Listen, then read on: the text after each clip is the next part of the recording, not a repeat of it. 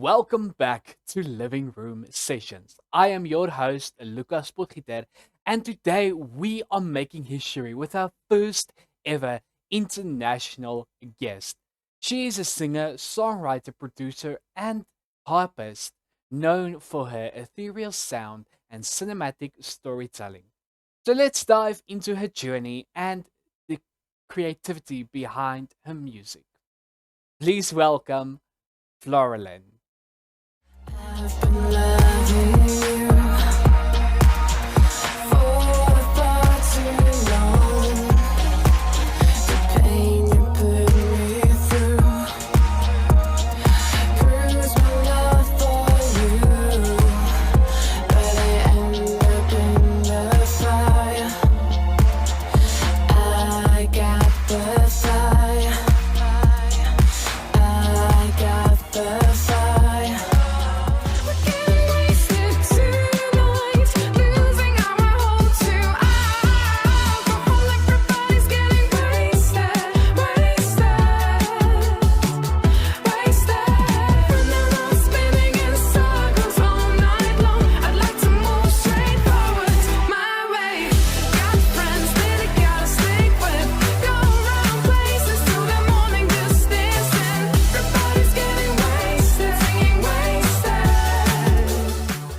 FLÓRALYN, welcome Yeah, go. to Living Room Sessions. How are you doing? I'm literally in my living room. I think I'm doing great, and this is the perfect session for me Yes, personally. Thank you for the invitation. I it's just a appreciate that. pleasure. Welcome here to Living Room Sessions, how we describe it, the online living room. So, FLÓRALYN, Yeah. can you tell us a little bit about yourself? How did your journey start in the music industry? Oh wow. Well, it started about 10 years ago, I'd say. But at first, I was doing arrangements of already popular songs by Coldplay, by I'm a big fan of Kings of Leon, um, and just any type of music I liked at the time, and I wanted to arrange it for singing and harp. So that's how my show started, and I was called FLÓRALYN George. So I'm FLÓRALYN, only FLÓRALYN since 2021, actually. Okay. No, wait, 2020. 2020 was still COVID. Yeah. End of 2020, I became FLÓRALYN because I thought, oh, that's going to be easier for people to pronounce because I have some Asian friends and followers from Asia. They can't pronounce George. So I thought, oh, I'm just going to keep it FLÓRALYN. So yeah, that's how it started. Just doing covers, but not exactly covers because I was doing them very differently. But I've always wanted to write my music. I was writing at the time, but it took quite some time until I started producing my own music and learning how to do it myself because I realized that whoever I was working with, they couldn't really get what I was trying to do because I think very, I don't know, experimentally, Yes. and it was basically in my head, and it was hard for me to explain technically what I want them to do in order to create this new sound. So I've just started picking up Logic when when COVID came, and that's when I started producing my own music on my own. Yeah. You're originally from a small Bulgarian town and now based in London. What are three early influences or moments from your childhood that shaped you as a musician and a songwriter? So coming from a small town, from a small country, but being with this very, I'd say, wide mindset. Um, I always watched TV and thought, oh, this is where I want to go. This is where I want to be. I was constantly on MTV at the time and some music programs and shows. from Bulgaria as well. So um, I I felt like an outcast in my town. I was very strongly bullied, and I've spoken about this on my channel, on some of my TikToks. So there's a lot that has happened. My family, I mean, my mom and my dad, bless him, he just passed away last month. He, they're both musicians, but very different. So my mom is a classical musician. My dad is a self-made, self-taught drummer. Um, and it's interesting because they were constantly arguing at home. Um, I believe that uh, some of the psychological things that I've experienced in my childhood and also in school, being in this small town where I literally felt like I didn't belong, um, it created quite a lot of, yeah, feelings in me that I probably now express in my music. And I think it shows in the way I uh, generally stay in the music industry because I'm always like, even right now in the industry itself, I feel like an outcast. I do live in Sofia at the moment in Bulgaria because it's more affordable. I can create more with the income that I'm making than being in London. So I travel to London now just when there's work to do, if I've got something. Um, so yeah, I believe it has shaped me in many, many different ways. It's definitely made me very flexible and aware of people's emotions and empathy because, yeah, I'm very sensitive in that way, for sure. I wanted to survive, you know. So when you want to survive, you're Yes. aware of what's going on around you, you know that. Your sound has been compared to artists like Kate Bush and FKA Twigs. When you hear those comparisons, do you feel them? And whose sound or artistic approach do you feel the most to carve out distinctively yours? Um, to be honest, I was surprised when I read um, the first reviews that I was getting because I don't want this to sound bad. I really don't want to. Kate Bush, I love you. I now know your music. But when I was compared to her, I didn't know who she was because in reality, she was never that famous in Bulgaria. So Yeah. I didn't know about her, and I just moved to the UK and I started writing. I released my music, and they were like, "Oh, sounds like early Kate Bush," and I was like, "Who is she?" I don't know her. So I had to research who she was. I didn't see the comparison with FK Twigs either, but uh, thanks to these comments, I found out about these women because they're amazing. They're incredible. And I am a big, big fan of FKA Twigs. I think she's incredible. I like Kate Bush as well. I ended up working with a very, very close person to her. Apparently, this was one of her first boyfriends or something, and he was in TV as well. So yeah, so he picked me up. He's like, you definitely like you look like Kate Bush." I'm like, you kidding? I mean, I'm a little bit more fluffy, like thick now, but at the time when I was very thin, there were certain pictures I would look at, like, okay, I can see the resemblance, definitely. It's even visual, it's not even just in the music, but she has all of these high notes that I guess when I'm hitting, maybe it sounds similar to some people. I don't know. But yeah, they're all both incredible women. I'm very glad. I've been compared to some other ones as well. But I guess it's all when you're experimental and sounds different to what you've heard before. You would be compared to anyone else who's kind of in that spectrum as well. How do you balance being a singer, harpist, and producer? Does one lead the creative process for you? Um, well, the singing, the lyrics and the voice, that's what I create first. And then I create the music. Yeah.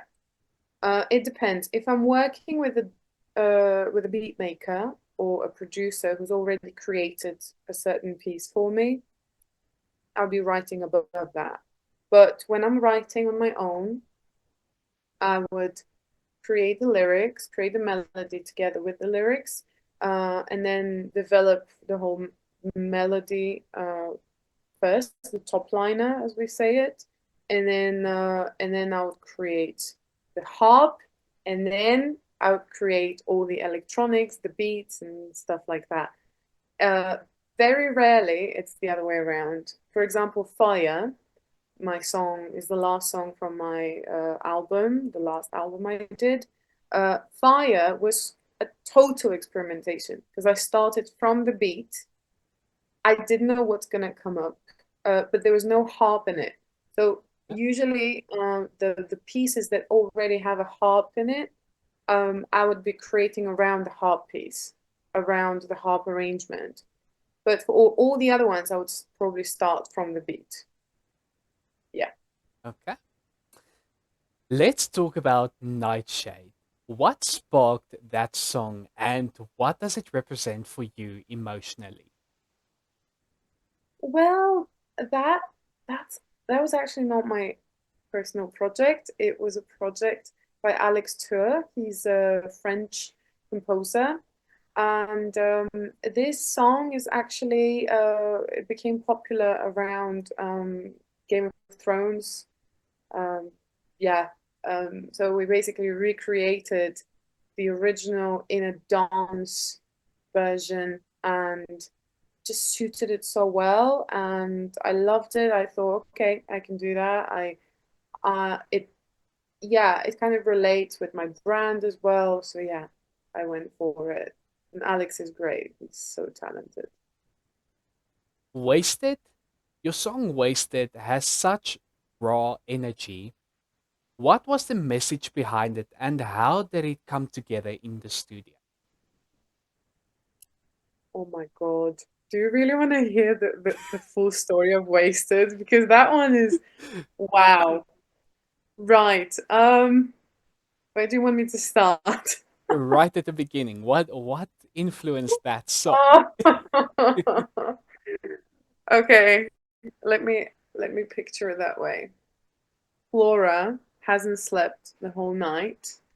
I've been out with my friends in uni.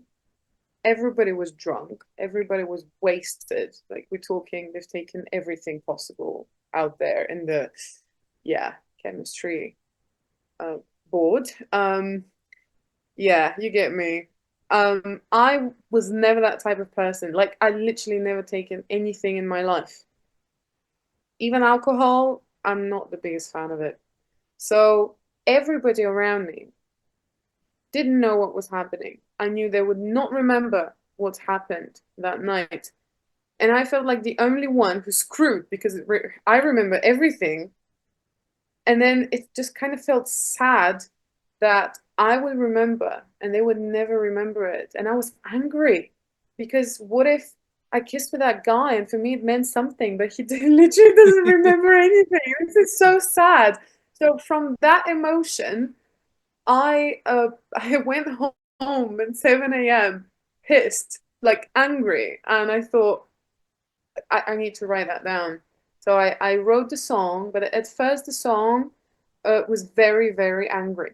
It was the perfect punk grunge type of song that you would, yeah, you'd be like, wasted. That's literally how it sounded. And then I sent it to my producer at the time. He was in London. I still lived in Cornwall. Anyways, he was like, okay, what do you want to do with this song? Like, what's the purpose? And I said, oh, I wanted to get it in the club and I want to get it to the radio so that everybody learns that this is not okay. And he's like, okay, you know that sounding like this, you would never get it to the radio. And I'm like, yeah, I know. So we created a more white light version of Wasted, if you know what I mean. So it Yes. became this pop piece. Yeah, maybe eventually I'll release a dark version. Who knows? In some other album, the angry version. But yeah, that's how Wasted came about. And then yeah, it's been through a couple of other producers' hands apart from mine. So I worked with Aaron Knight, as a London producer, and with Denis Popstov, who is here in Bulgaria. He finished it off and polished it, and that song was on major radios here in Bulgaria, like on rotation. We literally talking like 5 times a day type of plays and in the cars and stuff. Let's talk about your debut album, Fire Phoenix. Your debut album explores rebirth and transformation. What personal moment inspired that concept? I'd say that Fire was, first of all, it it how can I say it in 2 words? Before writing Fire, I was in a very deep depression moment, like I've never been before. And it took me a while to get myself together. And because I'm obsessed with the elements, I'm an esoteric person. I am Christian too, but I, yeah, I'm very connected with to nature and to my internal feelings and intuition. So fire is that spark within. Like it's our soul, it's our ego. In astrology, they say that the fire is that internal spirit within you that even if you're very ill, or even if you're not feeling okay, or you even feel like dying, that desire to live, to be there, to be seen, to be is the fire. Yes. So it's that fire within. And in the process of me trying to get myself back together, that's how the album came about as well. In the process of writing and completing the album, I was bringing back pieces of myself that I have lost. And that's why the whole album is very diverse. Like you hear anything from pop funk to very experimental trap pop or something. Like it's very unique in that sense. So it's supposed to present uh to represent me as an artist, as a person, and what I'm capable of doing, and my journey from being that party girl through realizing and becoming more aware of my judgment of my relationships, and then gone through hurt, and then finishing off and back into okay, I'm back now and I know what I'm doing kind of thing. So it's taking me on a journey, definitely, both genre wise and emotionally. So yeah, it's fire. If you had to choose one song from the album that best represents the Phoenix idea, which one would it be? I think the last two because it's Phoenix and Fire, so it's Fire Phoenix. Yeah. My favorite song, I mean, I love both, all of them, obviously, they're like my babies, but I love Fire. Fire is the closest song to my personal favorite and like the type of music that I listen to on daily basis. I'm very strongly influenced by electronic music because I used to be in the rave communities and uh, back when I was a teen, I would go to drum and bass parties. I would go to all of the, dubstep. Do you remember dubstep when it was a Yes. thing? Yes. Yeah. Yeah, that was the type of music I would listen to because it was grounding me. Like when I hear the beat, it takes me back here, which no any other genres, not even pop stuff sometimes grab me that much. So if I'm looking to focus, I would listen to something with a very strong kick basically. And that kick in Fire is the whole time. I got the fire. It doesn't stop. So I love that. Yeah. By the time the people see this, you would have had a new release. So let's talk about your newest release, Eternal Love. How did this come to light? Can I tell you honestly, I am in love with this song, with this specific song. I mean, there's a whole album in the way. It's like a short 6-song album, but this song.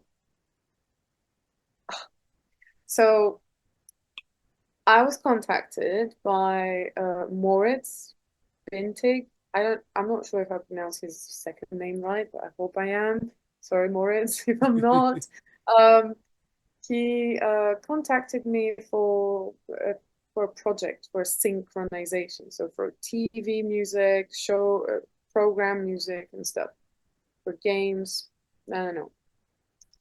They were looking for creating songs that are similar, they are in the alternative pop rock genre, like Florence and the Machine, like Paramore, um, that type of thing. Yes. I think it sounds a little bit Evanescence as well. So it was a service. It was an order for them and for the label. The label turned out to be Warner Chappell in Germany, which is huge. I mean, at least to me, because they're amazing. Yeah. And I started writing Eternal Love first. That was the very first song. And he said, if that song goes well, we're going to do the other 5. And I was like, Wow. okay, now I need to give me the best. Yes. So it wasn't even hard.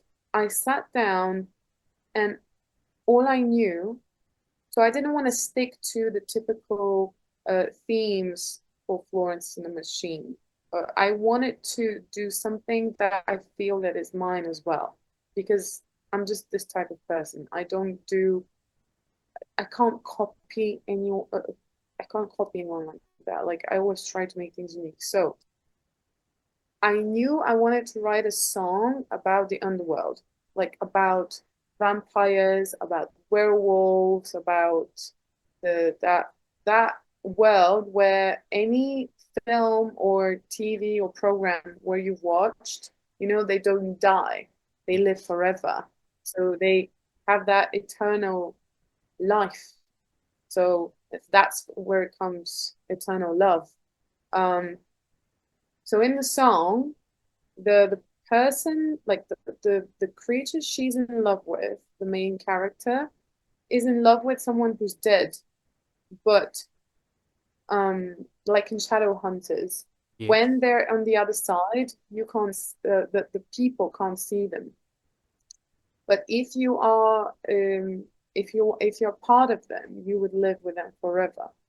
So so she's like, I'm looking for him, for yeah, in that sense it's a man or her, whatever, or it. So she would be looking for it and then be like, I want to be there where you are. Like turn me into what you are. I don't know what you are, but I want to be turned into it so I can be with you forever. There's that type of self-sacrifice in order to love that soul, like that being forever. Is choosing that. So yeah, there is this part where she says like, I'm stuck in a limbo. Like I'm not alive, but I'm not dead either. So rather just take my life so I can stay here forever with you, because there's no way back. And that is, oh, I get goosebumps when I think about it. But that's where it came from.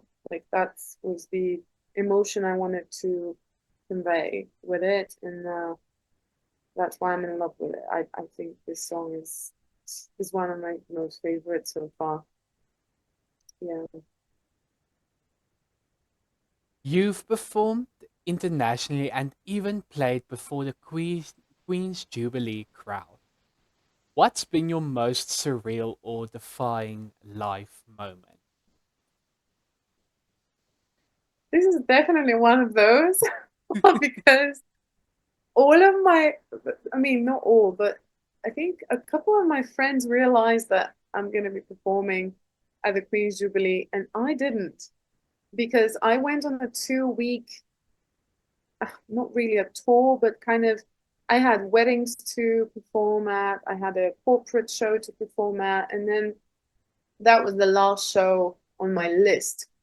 I went back to London because the other ones were around, all around England. And yeah, so I just went to the location. And when I got there, I realized that I'm performing at the Wow. reception for the Queen's Jubilee. The reception of the elites. There were about 1,000 people there. And it Wow. was huge. It was this massive teapot on my stage. That I'm talking massive, like I mean bigger than a human. It was huge. I have pictures I can send you if you want to attach any. But Lovely. yeah, and someone appeared on the stage between my two. I have two sets, and he said everybody should be ready for God Save the Queen, the performance of Ed Sheeran. So Ed Sheeran was supposed to perform God Save the Queen on the big stage outside. And I was like, Ed Sheeran? So he could be here. Oh my God, I need to be the best version of myself possible. So I went, Yes. I did the second set, you can't imagine. I was just like, yeah, like I need to be the best I could be because you don't know who's going to see you. So Yes. there were already a lot of people. So even if Ed Sheeran was there, to be honest, I probably wouldn't have seen him exactly where he is. But yeah, that was definitely a highlight. The funny part was, yeah, the funniest part is that I just didn't realize before that where I was. And then people wanted to take me in front of the stage, but because it was already sold out and I was with all my luggage, because I was supposed to take a flight back to Bulgaria that same day, I couldn't get in, but I listened from the outside, from the park, and I was like, what just happened? What just happened? Oh my God. Yeah, that was definitely a highlight. I don't know. I'm just trying to think about another one, but yeah, yeah, I've had quite some highlights. I guess the voice show also. Yeah, Are there any upcoming projects or collaborations that excite you right now? the EP, definitely. EP. The EP, it's got the same name as the first single, which is Eternal Love.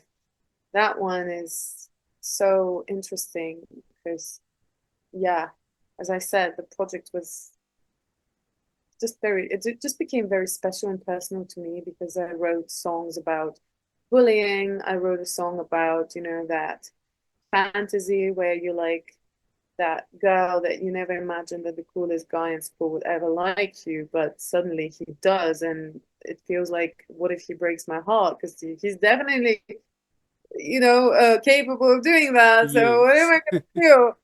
Yeah. And then I wrote also about my connection with God in a way about realizing that you're not alone, that you're always supported by this light, this divine energy, or whoever's out there that you may have lost in the past, or that we are not alone. It's called Light in the Darkness, that one. And there's also a song about perfectionism, which I'm definitely very guilty of sometimes. We are looking forward to that EP. Yeah. Where do you see FLORALYN heading in the next few years? FLORALYN has prepared another 3 albums. I mean, they Wow. need to be produced properly, but I've written them. I've written so much music. Um, Fire is just number one from four. So we're supposed to have another Water, Air, and Earth album. And then at some point, Ether. But yeah. So that concept will continue. it's always going to have an undertitle. So for water, I suppose it's going to be mermaid or something, because I'm taking lessons in swimming as a mermaid. Oh. I don't know if you know, but it's a thing. Yeah, it's Oh, pretty cool. okay. It's a lot harder than people think. It's also so beautiful. You actually swim with a tail. That tail gives you such speed. Oh my God. Um, so yeah, that's a project I'm excited for because I've got um images for visuals and things, and then I've got an idea of continuation of transformation, the film I did. That one I'm gonna keep secret, but I can tell you that the story continues. So Wow. yeah, it's not gonna finish. So hopefully can get a good team together and most of the actors that I've already worked with, and um yeah, an even bigger budget because that's gonna help a lot. And Yes, yes. but yeah, the speed we recorded the first film with, wow, exhausting. But yeah, we managed somehow. So, FLÓRALYN, for a bit of extra entertainment, we've added a game section. So, we are going to spin a wheel with a few games on it. And of course, wherever that wheel lands, that game we are going to play. So, are Okay, you ready for that? I suppose. Let's I have let's spin the wheel.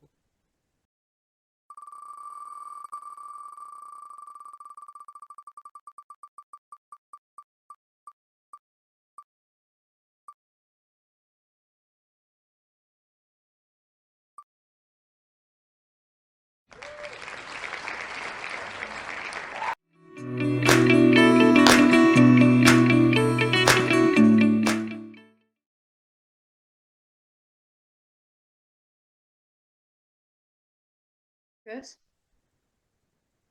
What We am I supposed to we are playing album in a minute. So for the listeners, the viewers, and of course FLÓRALYN that doesn't know how this works, FLÓRALYN, I'm gonna ask you one very important question in this game. In a minute, tell us if your life were an album, which five songs, so that can be songs from yourself and from other artists as well, which five songs would fit perfectly to describe this album? Oh my God. Okay. Okay, I'm gonna start with my own, so definitely fire so far. Um, I'm uh, I love Angel by Massive Attack, that one. I also like oof, Closer by Kings of Leon. Um, Yellow by Coldplay. And I Surrender by Celine Dion. So random. Did I say five? I gave you five. Yes, yes, yes. Yeah, yeah. Okay, And okay, okay. so that's a powerful five songs, but what would the album title be? All right. Hmm. Fearless. Fearless. That Wow. sounds like a Taylor Swift album. I didn't mean that to happen. Taylor, forgive me. Yeah, no, we have to come up with a different name. We have to come up with a different name. Okay. Um, Power Girl.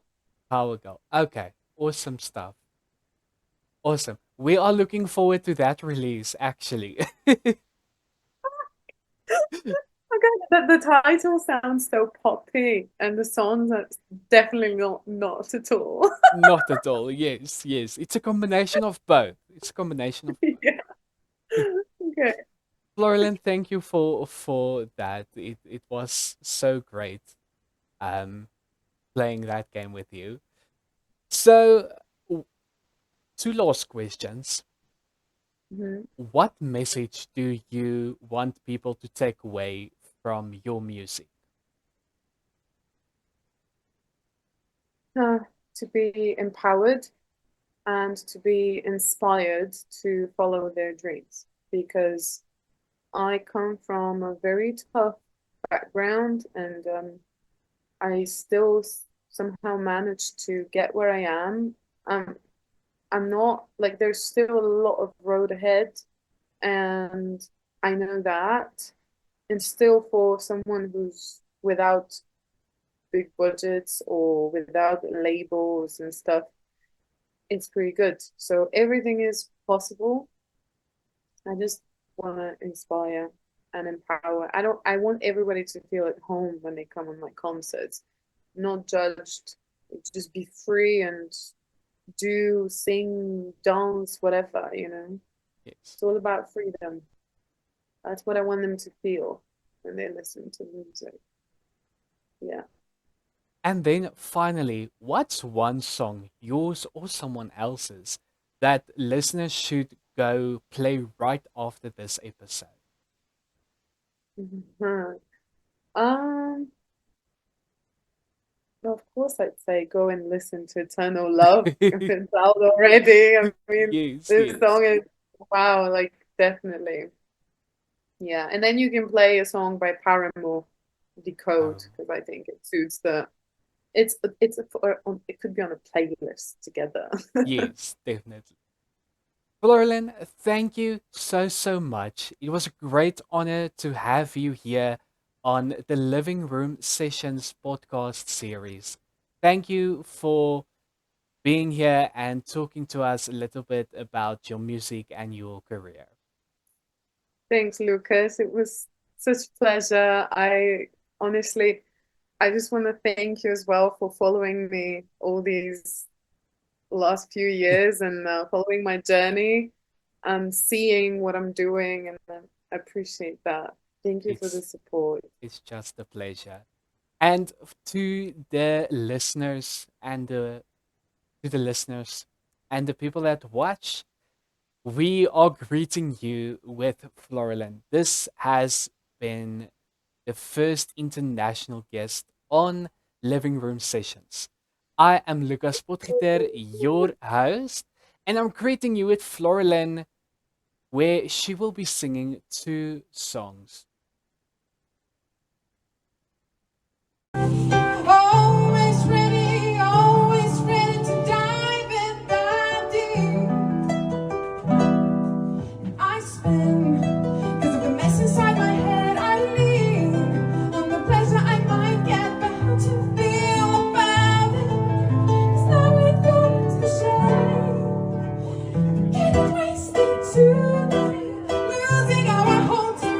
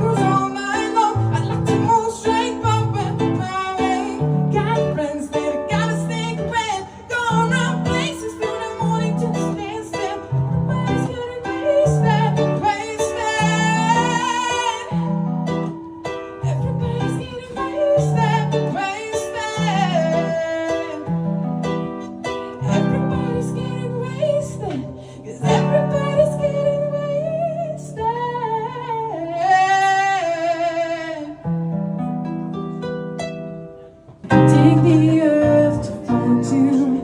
Even if you've turned to bones, I'd go down the underworld where there's nothing but just us. I close my eyes, you see me cry. Darling, I've missed you too much. Can I stay longer than I planned? Turn me into what you are. Not still in the limbo. Please, 'cause I'm not going back. I see you and I hear you.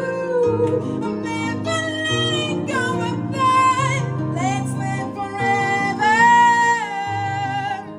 Eternal love.